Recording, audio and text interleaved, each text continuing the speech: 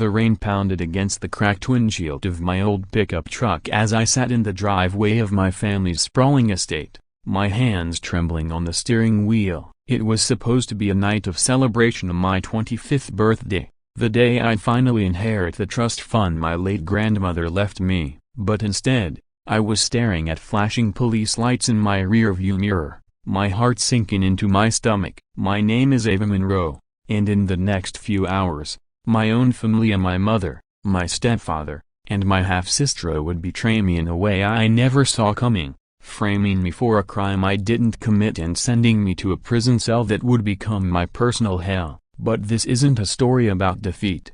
It's about how I clawed my way to the top, became the queen of that prison, and made them beg for forgiveness when the truth came crashing down. If you're new here, hit that subscribe button right now and join our community. We're diving into a story you won't believe, and you don't want to miss a single moment. I grew up in a small town in Georgia, where the air always smelled like honeysuckle and secrets. My family was the kind of rich that made people whisper behind their backs. A big house, fancy cars, but a coldness that chilled you to the bone. My mother, Celeste, was a former beauty queen turned socialite, obsessed with appearances. My stepfather, Richard, was a slick lawyer who always smelled like bourbon and ambition. And my half-sister, Leila, was the golden child at 18, perfect, and viciously cunning behind her pageant smile. Me? I was the odd one out, the daughter of my mother's first marriage, always a little too wild, too curious, too much like my grandmother,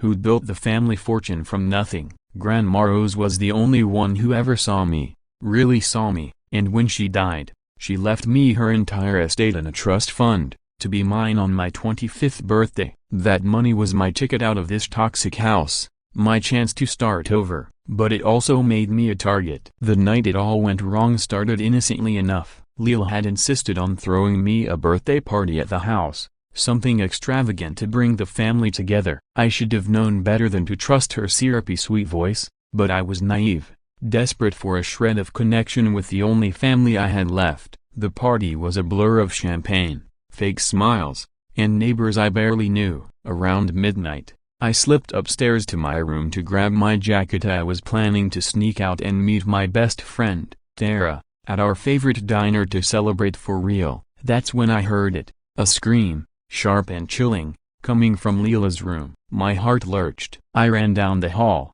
bursting through her door, and there she was, sprawled on the floor, her dress torn, her face streaked with tears. "Ava, why would you do this?" she sobbed, clutching a knife I'd never seen before. I froze, confusion flooding my brain. "What are you talking about?" I stammered, but before I could process, Richard stormed in, his face a mask of rage. "You attacked her," he roared, pointing at me like I was some kind of monster. My mother stood behind him, silent, her eyes cold as ice, and then I saw the blood on the knife. The way Leila's sobs sounded rehearsed. It hit me like a freight train. This was a setup. The police arrived within minutes, as if they'd been waiting just outside. They didn't listen when I screamed that I was innocent, that I'd never touched Leila, that the knife wasn't mine. Richard handed them a security camera tape grainy, conveniently edited to show me walking into Leila's room right before the scream. My mother's testimony sealed it. She claimed she'd seen me arguing with Leila earlier, that I'd always been unstable. Leila, playing the perfect victim, wept as she told the officers I'd attacked her in a jealous rage over the trust fund. I was handcuffed, dragged out of my own home, past neighbors who whispered and stared. As the squad car pulled away, I saw Leila through the window, her lips curling into the faintest smirk. That image burned into my soul. I was being framed, and my own family was orchestrating it. The trial was a nightmare. Richard, with his law degree and connections, made sure every piece of evidence pointed at me. The knife had my fingerprints. How? I still don't know, but I suspect they lifted them from something I touched at the party. The security footage was damning, and my mother's tearful lies on the stand painted me as a troubled, violent daughter. My public defender was overworked, barely able to keep up with Richard's slick prosecution team. The jury didn't even deliberate for a full day. Guilty, attempted assault with a deadly weapon. 7 years in Blackwood Women's Correctional Facility. As the gavel slammed down, I locked eyes with Leela across the courtroom. She didn't cry. She didn't flinch. She just stared, victorious. Blackwood was a fortress of concrete and despair, a place where hope went to die. The first night, I lay on the thin, lumpy mattress in my cell, the air thick with the smell of bleach and desperation. I was terrified, 25 years old and surrounded by women who'd seen things I couldn't imagine. The guards were just as bad, barking orders, looking at us like we were less than human. My cellmate, a wiry woman named Frankie with tattoos snaking up her arms, sized me up the second I walked in. "You don't look like you belong here, princess," she said, her voice rough but not unkind. I didn't know it then, but Frankie would become my lifeline, the first person to show me what it meant to survive in a place like Blackwood. The first few weeks were brutal. I was an outsider, soft and scared, an easy target for the cliques that ruled the prison. There was the East Block crew, led by a towering woman named Big Tony, who ran the black market for everything from cigarettes to extra food. Then there were the lifers, women who'd been inside so long they'd built their own twisted family, loyal only to each other. And the guards, some corrupt, some just cruel, played their own games, pitting inmates against each other for sport. I learned quickly that weakness was a death sentence. The first time someone stole my tray in the cafeteria, I let it slide, too scared to fight back. The next day, they took my shoes. By the end of the month, I'd been shoved, spit on, and cornered in the showers by a woman who thought I'd looked at her wrong. I hit rock bottom when she slammed my head against the tile, and I didn't even fight back. That night, staring at my bruised reflection in a cracked mirror, I made a choice. I wasn't going to break. If Blackwood was a jungle, I'd become its queen. Frankie was the one who taught me how to survive. She'd been in for a decade, locked up for armed robbery, and she knew every unwritten rule of the prison. "You wanna make it here, you gotta be smart, not just tough," she told me one night, passing me a cup of watery coffee she'd smuggled from the kitchen. She taught me how to barter, how to read people, how to spot a snitch. I started small, trading extra soap for protection from the smaller crews. Then I got bolder, slipping notes between inmates for favors, building alliances. I had a knack for listening, for knowing what people needed. Information, loyalty, a kind word. Slowly, I carved out a space for myself. I wasn't just surviving, I was building something. The turning point came 6 months in, during a prison-wide lockdown after a fight broke out in the yard. Big Tony's crew had clashed with the lifers, and the tension was a powder keg. The guards, lazy and corrupt, didn't care who got hurt as long as they could clock out on time. I saw my chance. During the lockdown, I slipped a note to Big Tony through a vent, offering to mediate a truce with the lifers. I knew Tony wanted control of the yard, but the lifers had the guards' ear. I proposed a deal. Tony would get the yard, but the lifers would get a cut of her smuggling profits. It was risky. Both sides could have turned on me, but I had nothing to lose. To my shock, they agreed. The truce held, and suddenly, I wasn't just Ava, the scared new girl. I was the one who could make things happen. Word spread fast. Inmates started coming to me with their problems, disputes over territory, debts, even personal grudges. I became the prison's unofficial fixer, the one who could broker peace or start a war with a whisper. Frankie called me the queen as a joke,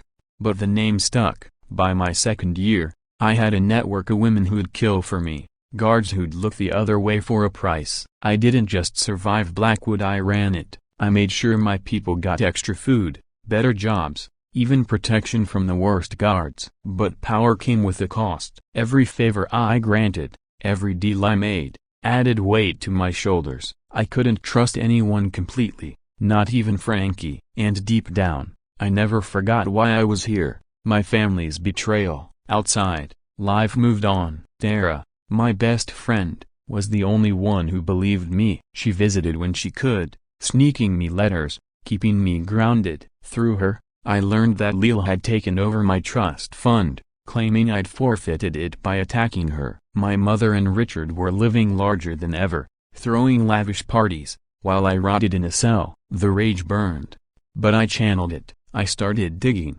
using my prison connections to get information from the outside. One of the guards, A guy named Mitch who owed me for keeping his gambling debts quiet. Had a cousin who worked at a private investigation firm. I traded favors for a favor. Find out what really happened that night. It took months, but Mitch's cousin came through. The security footage from our house had been tampered with and spliced together to make it look like I'd gone into Leela's room. The knife, planted, with my prints lifted from a glass I'd used at the party. And the kicker, Leela wasn't even hurt. The blood was fake, staged for the police. My mother and Richard had orchestrated the whole thing, with Leela as their willing pawn, all to keep my trust fund for themselves. The PI even found bank records showing Richard had been siphoning money from the trust for years, long before I was supposed to inherit. They'd planned this from the moment Grandma Rose died. Armed with this, I could have gone straight to a lawyer, but I didn't. Not yet. I wanted them to feel the weight of their lies, to squirm the way I had. I bided my time, building my empire in Blackwood while the world outside thought I was broken. By my 4th year, I was untouchable. Even Big Tony deferred to me. I had a system. Inmates paid me in favors, information, or smuggled goods, and I used it to keep the prison running smoothly. The guards called me the warden behind my back, half in awe, half in fear. But I wasn't just playing queen for power. I was preparing for war. The plan came together in my 5th year. Tara, bless her, had saved every penny she could to hire a lawyer who'd take my case. With the PI's evidence in my testimony, we filed for an appeal. The lawyer, a sharp woman named Diane, was a pitbull in the courtroom. She tore apart the prosecution's case, exposing the tampered footage, the fake blood, the financial trail leading back to Richard. The media caught wind of Ida, a small-town girl framed by her own family. Was a story too juicy to ignore. News vans parked outside the courthouse,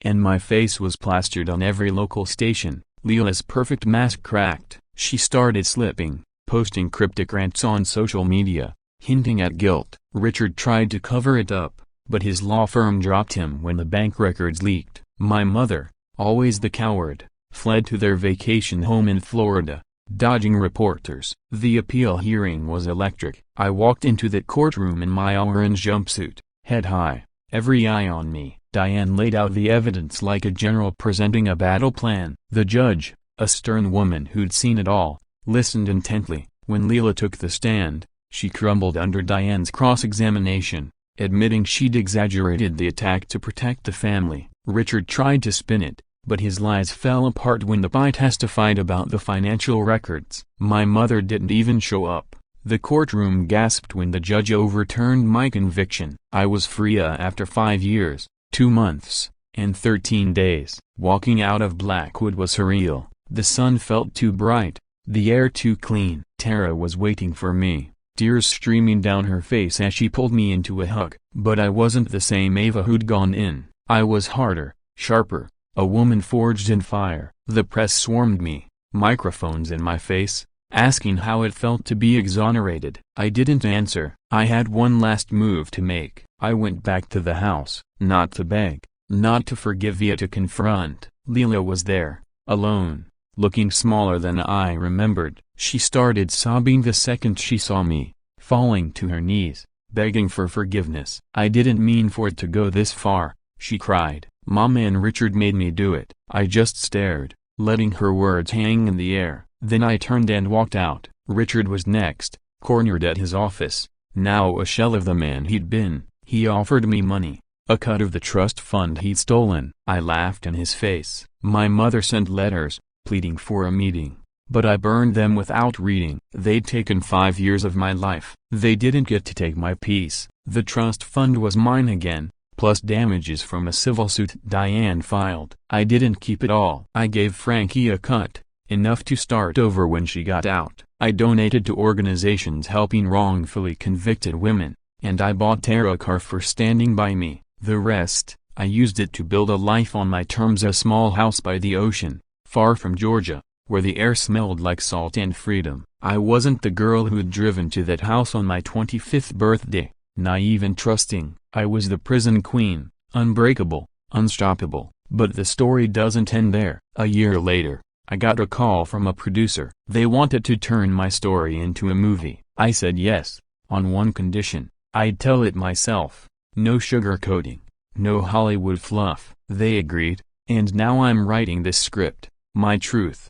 for the world to see. My family, they're still begging, still trying to claw their way back into my life.